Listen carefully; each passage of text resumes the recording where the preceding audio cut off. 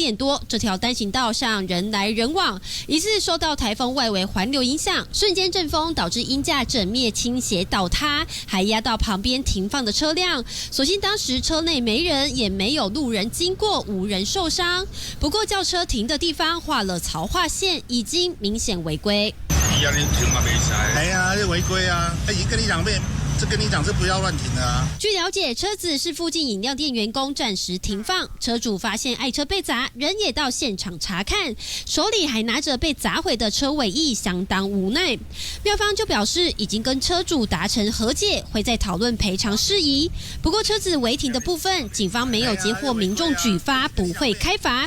但公庙看板没有申请就搭设，已经影响公共安全。基隆都发处将开罚，尤其台风来袭，万一砸到人，后果难以想象。东森新闻吕国宝在基隆采访报道。